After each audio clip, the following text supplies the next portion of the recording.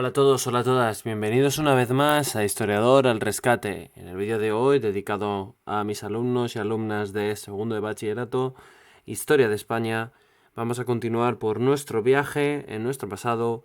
En concreto, viajamos al siglo XVII. Si antes veíamos el siglo XVI, el periodo de máximo esplendor de la monarquía hispánica, del Imperio Español, con Carlos I y Felipe II, recordad. Ahora vamos un siglo después, al XVII, en el cual ya se empieza a ver los primeros síntomas de decadencia por parte de Felipe III y Felipe IV, y ya la decadencia absoluta con Carlos II, aunque con matices que me gustaría establecer en este vídeo, porque a pobrecito Carlos le han freído a lo largo de la historia todos los estudiosos del pasado, los historiadores. Así que sin más, acompañadme en esta aventura, espero que os guste, ya sabéis, darle al like, suscribiros y todo esto. Y atentos, coger el cuaderno, preparar apuntes, porque hay mucha información. Así que a por ello, comenzamos. Bien. Durante el siglo XVII, a diferencia del siglo anterior, en el cual gobernaban los monarcas de forma personal, ahora los reyes, a partir de Felipe III, hijo de Felipe II, el cual inicia a los mal llamados Austrias menores, que serían Felipe III, Felipe IV y Carlos II. ¿Por qué digo mal llamados? Pues porque es una manera de como de criticarles, ¿no? También hay que recordar que Felipe II dejó una herencia bastante complicada con las 3 bancarrotas y demás, así que bueno, hicieron lo que pudieron en su momento. Es cierto que fueron reyes los Austrias menores que no dieron la talla, aunque no fueron tan malos como se nos ha querido vender, ¿ok? Bien, el caso es que estos reyes en general no van a estar muy interesados en el gobierno, o bien porque son incapaces, o bien porque directamente les da absolutamente igual, y van a nombrar a una serie de primeros ministros, llamados los válidos, que van a ser los que ejerzan el poder en nombre de estos monarcas, ¿vale? Esto se ve de contenido en tercero de la ESO. Yo recuerdo de haber dado en tercero de la ESO todo esto, así que seguro que a mis alumnos os sonará, y quien esté viendo este vídeo y no sea español o demás, pues bueno, pues simplemente que sepáis que los válidos eran los ministros, los hombres de confianza del rey o de los reyes, y los cuales iban a gobernar en su nombre, haciendo y deshaciendo un poco lo que quisieran. Ejemplos de válidos muy famosos, pues hombre, evidentemente el conde duque de Olivares, ¿vale? Por ejemplo, de Felipe IV,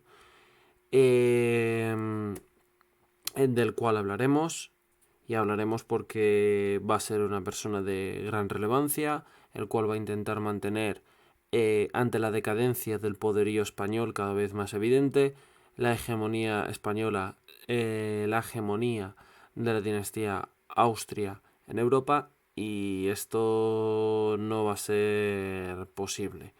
Fue un hombre muy moderno, yo creo que para su época, el cual quiso instituir una monarquía autoritaria unificada.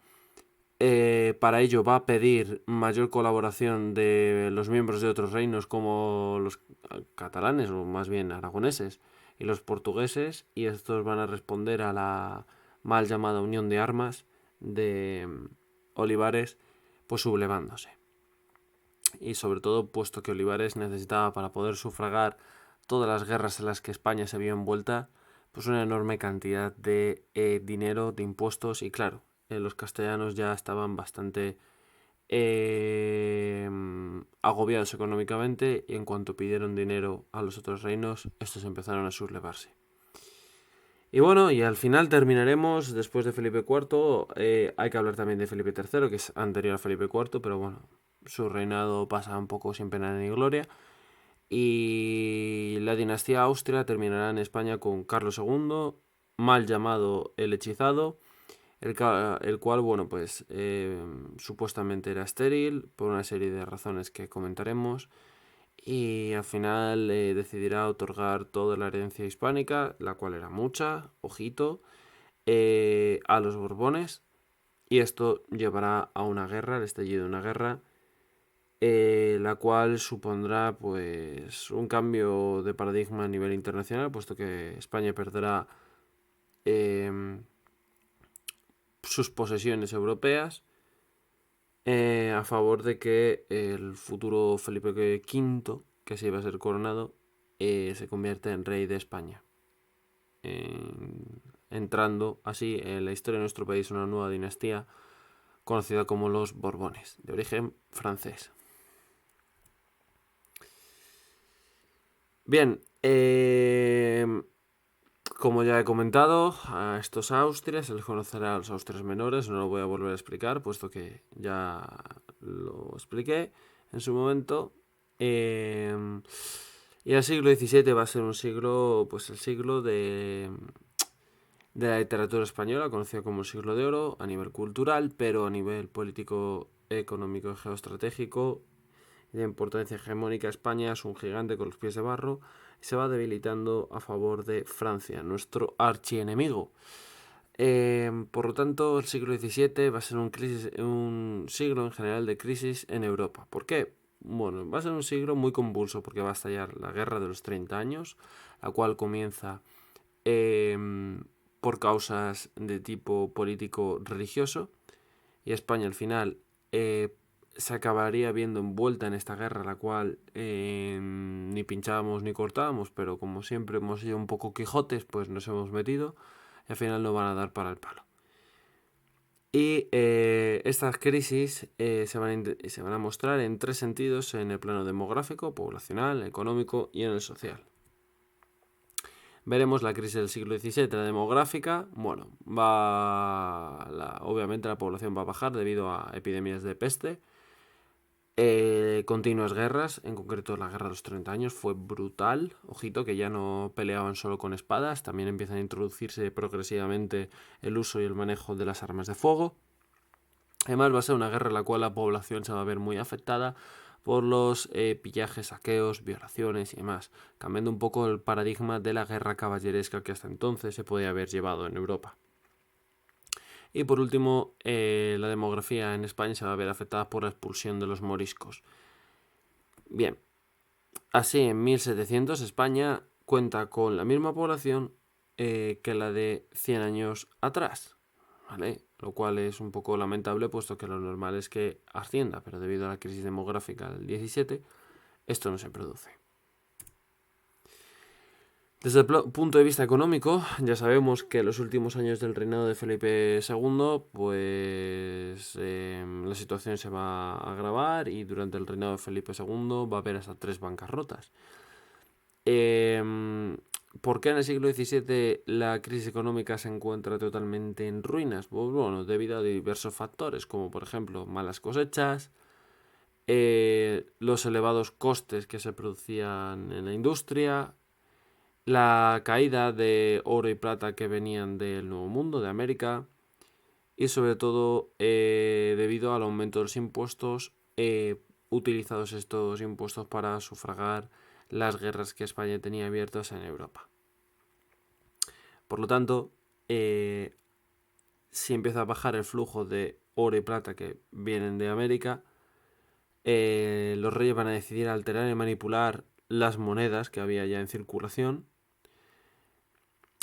y esto va a provocar una subida espectacular de los precios, una inflación, la cual a su vez generará más pobreza, y esta pobreza va a generar más muerte. La gente no tiene dinero para comprar una barra de pan, por lo tanto se va a morir de hambre.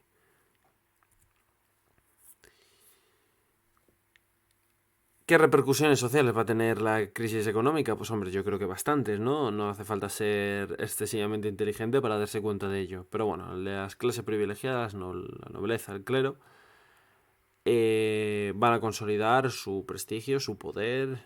Entonces tenemos a unos que van a ser muy ricos y otros que van a ser muy pobres. Aunque también tenemos otras clases dentro de las privilegiadas, como la baja nobleza, las cuales se van a empobrecer. La burguesía en España no termina de cuajar. Es curiosamente uno de los pocos países europeos que la burguesía no termina de explotar y de mostrar su relevancia social. fundamentalmente porque había socialmente y culturalmente un fuerte desprecio al trabajo manual. De hecho, los nobles evitan trabajar, puesto que es considerado como algo de pobres y se dedican al arte de de la guerra, del uso de la espada, etcétera, ¿vale? De la milicia. Por eso no hay un tejido social muy desarrollado en torno a la burguesía. Y por último, las clases populares se van a volver muy pobres. Es en estos momentos en los que toda esta situación social compleja y llena de pobreza se va a plasmar en el siglo de oro, en la literatura, y no solo en la literatura, sino también en la pintura, y surgirá la figura del pícaro, del joven muchacho pobre que tiene que ganarse la vida pues siendo un pillín, un pícaro, aprovechándose de los demás para sobrevivir. Bien, visto un poco el contexto del siglo XVII, el contexto de crisis a nivel económico, social, político, pues vamos a empezar con el reinado de Felipe III. Felipe III, como vemos, se parece bastante a su padre, a Felipe II, al menos de jovencito. El reinado de Felipe III durará de 1598 a 1521, relativamente breve, ¿vale? Nada que ver con el reinado de Felipe IV, el cual será larguito. Y su marido va a ser el duque de Lerma. El duque de Lerma, bueno, va a ser un ladrón, ¿vale? Siento decirlo así, pero se le va a conocer como un señor que va a especular económicamente para hacerse más rico. Y, y claro, este hombre se va a aprovechar de las ventajas que le daba su posición de valido, puesto que Felipe III, como hemos comentado antes, depositará todas sus potestades en la persona del duque de Lerma. Así que fijaos, antes os he explicado que va a ser un personaje que va a ser un chorizo, un ladrón, un corrupto, de los cuales desgraciadamente en la historia de España tenemos muchos casos y en la actualidad tristemente también. Y bueno, pues se va a dedicar a manipular al rey y a hacer y a deshacer a su antojo. ¿Qué va a hacer este señor? Pues este señor convencerá al rey Felipe III para trasladar la capital, por ejemplo, a Valladolid. ¿Con qué objetivo? Pues antes de convencerle había comprado muchas tierras en Valladolid a un precio muy bajo, puesto que Valladolid no era la capital. Y bueno, pues al trasladarlo, ¿qué va a hacer? Pues se va a dar cuenta los nobles que todas las tierras pertenecen al duque de Lerma, por lo tanto, él las va a vender a un precio mucho más inflado. Pero es que esto no es todo, puesto que volverá a convencer a Felipe III, perdonad, para trasladar la capital a Madrid y hace la misma operación que había hecho con Valladolid, pero a la inversa. Cuando la capital está en Valladolid, compra las tierras en Madrid y cuando consigue que Felipe III decrete de nuevo que la capital del reino está en Madrid, con la consiguiente marcha de mercaderes, comerciantes y toda la corte o la gente rica que acompaña al rey, claro, las casas y demás pertenecen al duque de Lerma y por lo tanto este se va a volver a hacer de oro, puesto que si alguien quería comprar una casa en torno a la corte de Madrid, tenía que comprarse al duque de Lerma. Al final va a ser, no va a ser Felipe III, sino la reina la que, junto con otros nobles que obviamente estaban al tanto de los tejemanejes de este personaje, pues van a decidir oponerse, de mostrarse en su contra y conseguirán finalmente hacer que caiga en desgracia. Y fijaos, va a tener este señor que eh, comprar el cargo de cardenal, porque antes se podía comprar los cargos eclesiásticos, para conseguir salvar el pellejo porque lo querían ejecutar. Eh, y acabó sus días siendo asquerosamente rico y viviendo pues como un cardenal, que oye, no está nada mal, ¿eh? Bien, durante el reinado de Felipe III, aparte de tener un válido corrupto, pues se va a caracterizar por ser un periodo de cierta transición, con una relativa calma, El objetivo de Felipe III fue, a diferencia de su padre, mantener el poder, la hegemonía a través de la vía diplomática, más que por la fuerza de las armas. Firmará la paz con Inglaterra, con los rebeldes de los Países Bajos, que tanta desgracia nos estaban causando y tanta muerte de soldados de los tercios habían ocasionado. De hecho, había una especie de dicho entre los soldados de los tercios que decía: España mi natura, donde he nacido; Italia mi ventura, donde voy a divertirme con las italianas, las chicas guapas, la juerga y jarana; Flandes mi sepultura. ¿Vale? Entonces, con estos rebeldes firmará la tregua de los 12 años, en 1609. Bien, sin embargo, en 1618 esta política de paz se romperá con el estallido de la Guerra de los 30 años. Bueno, explicar un poco el estallido de la Guerra de los 30 años, sinceramente se me va un poco de tema, pero digamos que había grandes problemas en lo que ahora mismo sería la zona de en torno a República Checa, con los protestantes y demás, los malditos protestantes que no descansan, y acabarán volando en la defenestración de Praga ciertos emisarios del emperador. Y bueno, pues por lazos familiares, recordad la dinastía austríaca de alemana, de la zona de Austria, estaba emparentada con la española. Pues al final, por lazos de sangre y demás, España se va a meter en la Guerra de los 30 años, la cual en un principio no nos va a ir mal, a pesar de que los tercios ya daban símbolos de agotamiento y de estar un poco desfasados. Van a conseguir, por ejemplo, grandes victorias como la del Nordlingen y derrotar a una máquina militar brutal que sale de la nada, que son los suecos de Gustavo Adolfo.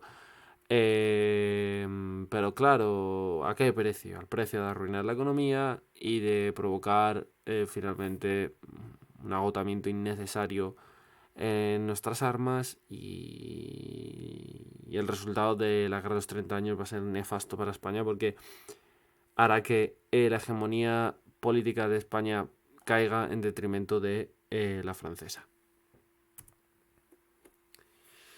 También cabría mencionar que durante el reinado de Felipe III se decretó la expulsión de los moriscos, los cuales serían en torno a unos 300.000.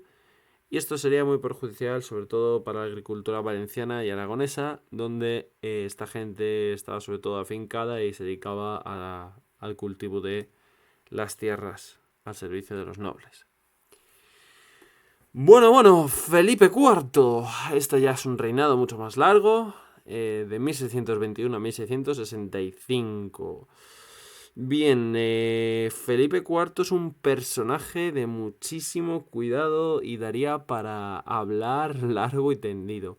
El válido de Felipe IV va a ser el conde-duque de Olivares, el cual ya lo hemos mencionado y hemos explicado un poquito de él. Bueno, el caso es que Felipe IV subió al trono con 16 años, siendo un chavalín.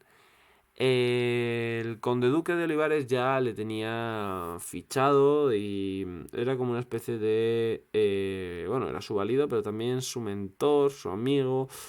Es una mezcla un poco peculiar. Importante. El carácter de Felipe IV. Felipe IV va a ser un tío muy particular, porque mentalmente no tenía que estar muy bien. Era una persona, pues podríamos decir, un sexoadicto. Pero tanto es así que en aquella época, pues obviamente los reyes se permitían tener sus lujos, ¿no? Y sus vicios. Pero este Felipe IV tenía que ser sorprendente, porque incluso en las crónicas nos ha llegado que se podía tirar con amantes, estar largas horas, tanto por la mañana como por la tarde, como por la noche. De hecho, hay algunos historiadores que piensan que pudo tener entre 50 hijos, legítimos o ilegítimos. Algunos cifran que sus hijos bastardos podían rondar entre 35 y 40, es decir, muchos. Y además, este hombre ejercía pues su papel de rey para que ninguna mujer se le resistiese, obviamente. ¿Quién se iba a negar a acostarse con el rey? Pues nadie, pues obviamente porque es una posición muy alta y claro, puede tener consecuencias que tú te niegues. Además, a Felipe IV le daba igual que fuese monjas. incluso llegó a tener relaciones sexuales con religiosas, forzándolas, y se cuenta que en Madrid asaltó un convento y tuvo que ser la hermana superiora la que protegiese a la monja en cuestión, haciéndola pasar como que había fallecido y preparó, vamos, la hacía dormir en un ataúd con la tapa abierta para que el día en que llegase Felipe IV, y de hecho llegó, hizo una especie de butrón en el muro y entró por la fuerza. Y claro, cuando Felipe IV vio el panorama de que la mujer, la monja, estaba supuestamente muerta, que ya sabemos que no, se estaba haciendo pasar por muerta, en un ataúd, pues el hombre, muy arrepentido, ordenó pagar al convento X cantidad de dinero e incluso que un relojero hiciese un reloj que cada vez que te sonaba las horas tocase como señal de arrebato, de luto, ¿vale? Es algo súper curioso. Este convento, no me acuerdo exactamente el nombre, pero sé que está en la calle Pez, lo que a día de hoy sería el barrio de Malasaña, ¿vale? En el centro de Madrid. Era un tío que su lenguaje no verbal era un tanto inexpresivo, por eso se le conoce como el rey pasmado. Pero parece que le ha dado un pasmo. Pero sin embargo, eh, no es estúpido, no es ciertamente inteligente, pero no va a tener ningún tipo de problema de psicomotriz o de diversidad funcional, ¿vale? No es por falta de inteligencia, como a lo mejor le pudo pasar a Carlos II, a su hijo. Que fijaos, de todos los hijos que tuvo Felipe IV, nos fue a tocar el hijo que, el pobrecillo, tenía limitaciones y además era estéril. Así eran las desgracias, y el destino a veces y la fortuna es un tanto irónico. Así que con todo este panorama, ¿quién va a gobernar? Pues el conde duque de Olivares en nombre de Felipe IV. Lo curioso de Felipe es que cada vez que tenía relaciones con una mujer, dicen que se arrepentía muchísimo, muchísimo, muchísimo, se sentía muy mal porque veía que su alma estaba condenada y rezaba mucho y hacía actos de constricción. Es como una especie de el impulsivo que no puede controlar el no comer donuts de chocolate y cuando los come pues se sienta muy mal. Así que fijaos, cuanto menos curioso. Los últimos años de vida de Felipe IV se va a cartear con una monja, la cual le va a dar consejos de cómo gobernar. Y esto es una prueba de que Felipe IV lo que quería era limpiar su alma de todos los pecados que había cometido. Bien, el conde duque de Olivares. Va a ser totalmente distinto al duque de Lerma. Él no es un corrupto, o al menos no mucho. El objetivo del conde duque era recuperar el prestigio de España, del imperio, y para ello no dudará en emprender distintas campañas militares si eso es necesario. Al final su política va a ser totalmente desastrosa para el imperio español porque acabaremos totalmente agotados y, en fin, perdiendo el protagonismo hegemónico en Europa. Se me ha olvidado comentar que Felipe IV fue un gran amante de las artes y de las letras. En concreto, dicen que escribía poesía, hizo ahí sus pinitos y promocionó a grandes artistas, compró muchos cuadros y uno de los artistas de los que promocionó fue Velázquez, del cual fue íntimo amigo.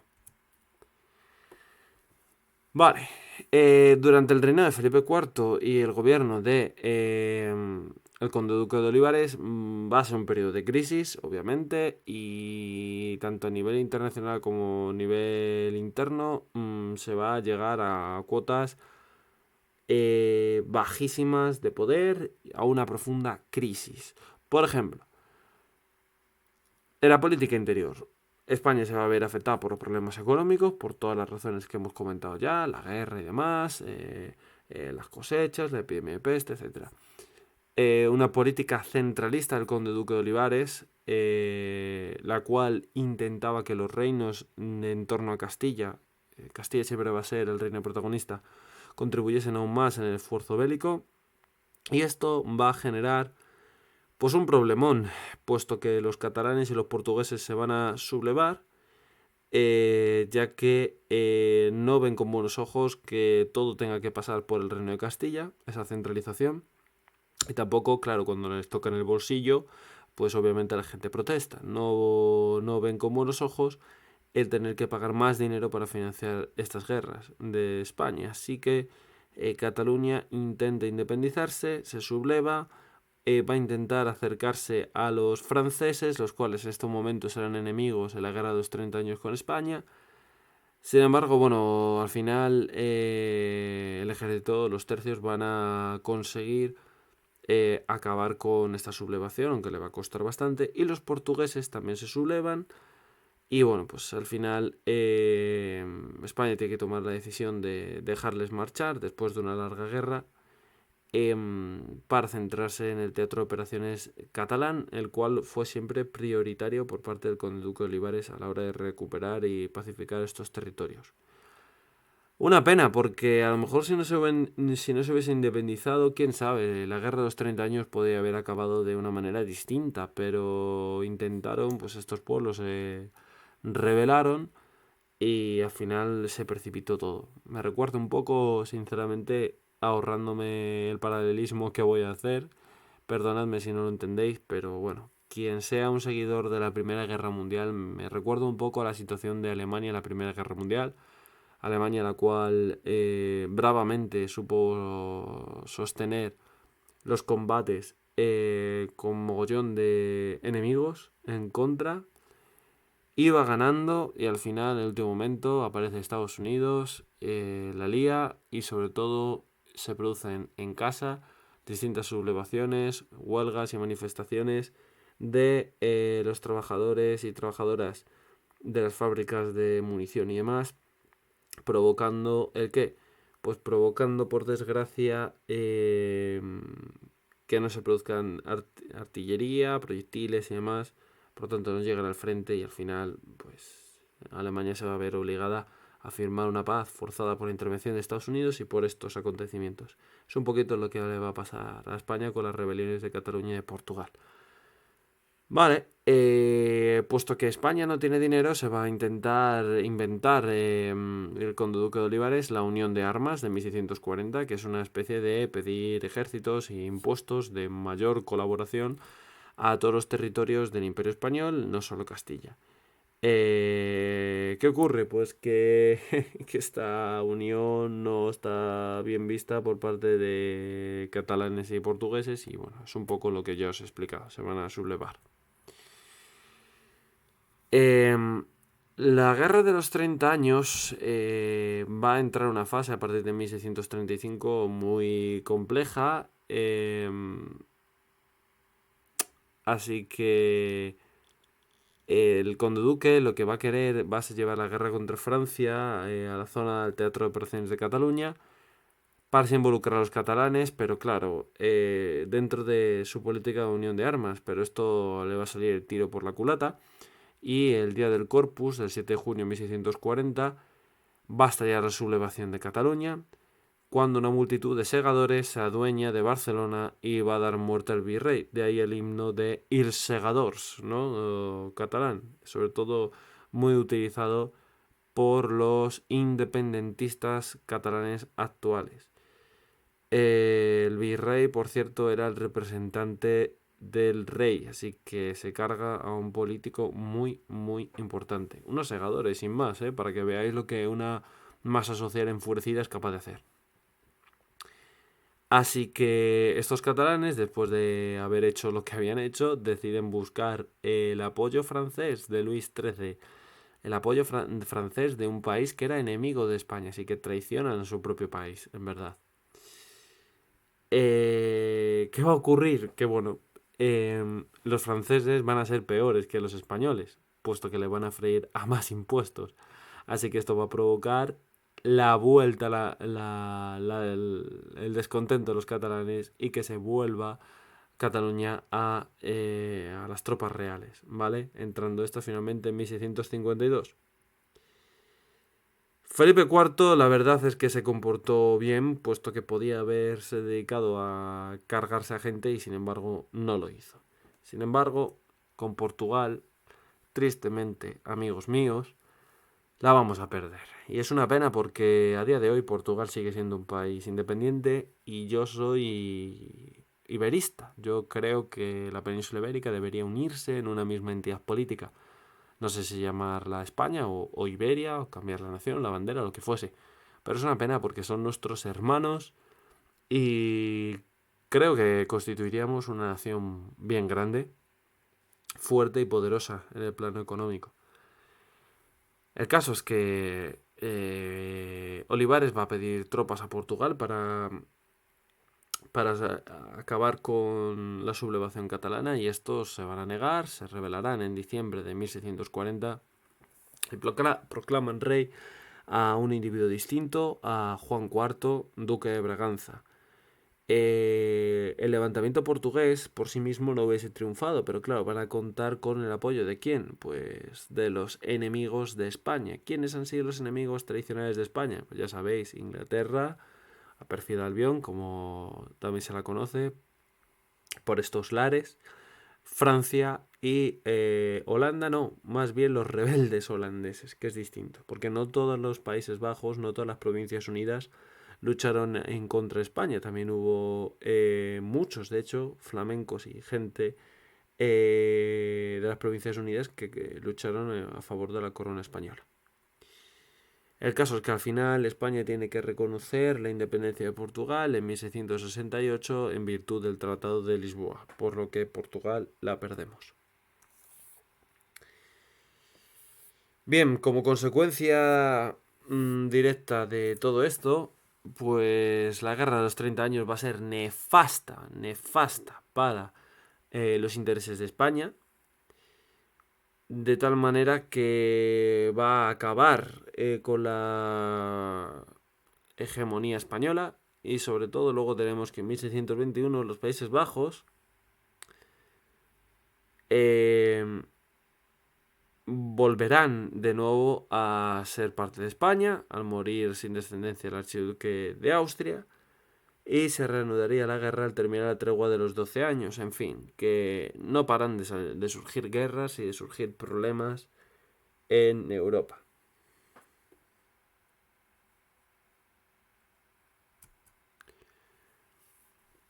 Bien, en la guerra de los 30 años lo cierto es que va a tener muchas fases, tampoco quiero centrarme mucho en ellas, porque son complejas, pero bueno, voy a intentar resumir lo mejor posible. La primera fase va a haber una unión de la monarquía o de la dinastía austríaca alemana y de la dinastía austria-española, y van a intervenir Dinamarca, Suecia en el conflicto, van a vencer los austrias. Sin embargo, en 1635, cuando la guerra ya estaba bastante desarrollada, van a entrar los franceses en el conflicto. Y esto va a suponer un problema, sobre todo a partir de 1640, cuando se sublevan Cataluña y Portugal para España, puesto que obviamente no va a poder centrar todas sus fuerzas contra el enemigo francés, puesto que en su casa ya surgen incendios. Así que esto va a acelerar la caída del papel hegemónico de España en Europa, que es lo mismo que decir en el mundo. No significa que desaparecerá el Imperio Español, no desaparece. Este no desaparecerá hasta el siglo XIX, así que fijaos si queda tiempo. Pero sí es cierto que comienza a dar claros síntomas de agotamiento. Un poco como lo que podría estar ocurriendo a día de hoy en Estados Unidos, salvando mucho las distancias, que vemos que Estados Unidos da claros síntomas de agotamiento con todas las revueltas que están ocurriendo internamente frente a China. En 1643, a consecuencia de todo lo que ocurre a partir de 1640, el conde duque de Olivares va a caer. Y curiosamente, los tercios, ese mismo año, una máquina militar irreprochable por parte de la historia española, va a ser derrotada por parte de los franceses en la batalla de Rocroi. Vamos a ver, la batalla de Rocroi la han aumentado, la han engordado muchísimo, pero ojito, van a perder porque una serie catastróficas desdichas, y sobre todo porque parte del ejército va a traicionar a las fuerzas españolas. Ya sabéis que el ejército, los tercios, serán unidades multinacionales, y la caballería, parte de la caballería, va a traicionar a los tercios españoles, y estos se van a ver vendidos frente al ejército francés. Así que cuidado, que no les ganan porque sean los franceses superiores. Bien, al final la Guerra de los 30 años acabará con la Paz de Westfalia en 1648, muy importante la Paz de Westfalia y esa fecha, en virtud de la cual España reconocerá definitivamente la independencia de Holanda. Y adiós muy buenas, así que fijaos, hemos perdido de golpe y plumazo Portugal y hemos perdido Holanda. Ahí es nada. Asimismo, se va a decidir continuar la guerra contra Francia. ¿Por qué? Porque Francia quería quedarse con Cataluña. Menos mal que nuestros antepasados decidieron continuar la guerra y al final se firmará la paz de los Pirineos en 1659, en la que España vuelve a perder territorios. Pierde territorios en los Países Bajos, pierde territorios en la provincia de Artois, distintas plazas fuertes flamencas y perderán dentro de Cataluña el territorio del Rosellón y la Cerdaña. Así que, consecuencias de la Guerra de los 30 años, pérdida de territorios irreparables para España. Así que con este panorama llegará al poder este muchachito que le vemos aquí, de pequeñín, Carlos II, alias el hechizado, que irá de 1665 su reinado hasta 1700.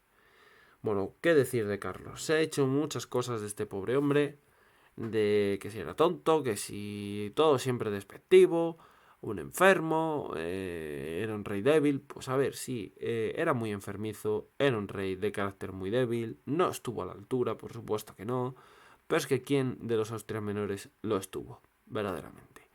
Y sin embargo, dentro de sus limitaciones, el pobre muchacho consiguió preocuparse por la nación, tenía un gran sentido de sacrificio por España e intentó rodearse poniendo en los lugares de gobierno a gente que entendía. De hecho, a pesar de ser un reinado de crisis y decadencia, cuando su reinado estuvo a punto ya de desaparecer, ya en 1680, en la última fase, España va a recuperarse económica y demográficamente. ¿Por qué? Y va a dejar, de hecho, las arcas en superávit, algo que es que ni hoy día en España se ha visto. ¿Por qué? Porque supo rodearse de tecnócratas, de gente válida, que conocía la economía y que supo gobernar, ¿vale? Sin meter dinero a sus bolsillos, sin ser corruptos, lo cual es difícil. ¿Por qué a día de hoy nos ha llegado esta imagen tan pésima de Carlos II? Pues hombre, pues porque, como sabemos, va a morir sin descendencia. Y al final, ¿quién elegirá, le sucederá? Pues un tal Felipe V de Borbón. Era una nueva dinastía. Entonces, una manera de justificar la buena labor de los Borbones que acababan de llegar, ¿qué era? Pues criticar a la anterior. Joder, es que este es un paquete, mirar lo malo que ha hecho todo, qué mal, qué mal, qué mal, para yo mirar qué bien, qué bueno que soy y tal. ¿Vale? Así que crearon su propia leyenda propagandística que a día de hoy perdura. ¿Carlos II fue malo? Pues sí, fue malo, pero para mí, en mi opinión, fue mejor que Felipe IV y Felipe III, sobre todo teniendo en cuenta sus limitaciones y sobre todo teniendo en cuenta que dejó a España con superávit. El problema es que, claro, Carlos II, pues finalmente morirá sin descendencia y la liaría parda al dejar en el trono a Felipe V, y esto provocaría una guerra que también afectaría muchísimo a España y que daría también como resultado la pérdida de casi todas las posesiones europeas de España. Un problema. Bien, el reinado de Carlos II va a estar protagonizado también por muchas guerras con Francia, la Francia de Luis XIV, y España va a perder Franco Condado y varias plazas fuertes en Flandes. Carlos se casará, pero como ya sabéis no tendrá hijos. Y claro, esto va a provocar que las potencias del momento, el Sacro Imperio Romano Germánico y Francia, quisiesen repartirse la monarquía española. Así que poca broma. Para Carlos II debía elegir entre distintos candidatos, el cual podría ser Felipe Anjou, nieto de Luis XIV, el archiduque Carlos de Austria, que al fin y al cabo era familiar lejano, ¿no? Y José Fernando de Baviera. Finalmente, en 1700, meses antes de fallecer, Carlos II designaría como heredero a Felipe Anjou o Felipe de Borbón, el futuro Felipe V. Pero claro, este testamento no pudo evitar que la parte austriacista reclamase por derecho de familiar, bla, bla, bla, bla, su derecho al trono, a la corona española, porque España, no penséis que era un país destrozado, no, era un gigante con pies de barro, tenía todavía enormes posesiones en América, importantes posesiones en Europa, así que todavía, ojito, era una potencia, de segundo nivel o en decadencia, pero una potencia. Por lo cual, meter las garras en su territorio y poder convertirse en rey de esta potencia era bastante interesante. Así que va a estallar una guerra, la guerra de sucesión, que irá desde la muerte de Carlitos II, hasta 1713 aproximadamente, y se van a enfrentar Francia con los Borbones, Felipe Anjou, versus el archiduque Carlos de Austria, el cual contará con la ayuda sobre todo de catalanes, de ingleses y de holandeses en general. Y bueno, las consecuencias de esta guerra las veremos en la próxima unidad. Pero bueno, al final os hago un spoiler. Felipe V conseguirá llegar al poder, pero claro, ¿en detrimento de qué? En detrimento y a cambio de ceder posesiones europeas a las distintas potencias y del momento, y sobre todo en detrimento de renunciar a la posibilidad de ser rey de Francia y rey de España, porque Felipe V podía haber gobernado el trono de Francia y asimismo haber gobernado también el trono de España y haber unificado en su persona, pues imaginaos, un macro imperio, el francés con el español. Sin embargo, si quiere ser rey de España, ha de renunciar a ello y así hace. Pero como digo, lo veremos en la próxima unidad. Lo único ahora, para terminar, las Indias en el siglo XVII, pues bueno. España va a seguir con la colonización de América Central y del Sur, donde franceses, ingleses y holandeses van a empezar a meter sus narices en las Antillas y las costas de América del Norte, poco como intentando rivalizar lo que siempre había sido dominio de España. La estructura política y administrativa del Nuevo Mundo va a ser el mismo que en el siglo XVI. Tendremos el Consejo de Indias, la Casa de Contratación y el Virreinato. En el siglo XVII se va a producir el fenómeno del mestizaje. ¿Qué es esto? Pues es la unión entre un blanco y una india, ¿vale? Es decir, en España no había un racismo como tal de, yo blanco, yo soy superior a ti, yo no me puedo casar contigo y tener relaciones contigo. No, eso es incierto. Eso ocurría en las colonias que eran adscritas al mundo anglosajón o a Portugal. En España, estos territorios de la metrópoli, pues bueno, pues pertenecían fundamentalmente, tenían relaciones entre blancos e indígenas, dando lugar al mestizaje. E incluso, como curiosidad, un indio y un negro se podía convertir en una categoría políticamente hablando y socialmente hablando en blanco si compraba una cédula, un documento que se llamaba de gracias al sacar. Tú llegabas allí y era como un ticket o un documento el cual te certificaba que eras blanco a la vista jurídica y social, y todo el mundo te trataba como si fuese blanco. Así que al fin y al cabo la discriminación que había en España en sus colonias o en sus territorios del Nuevo Mundo era más bien económica que racial, a diferencia de lo que ocurría con el resto de potencias de la época.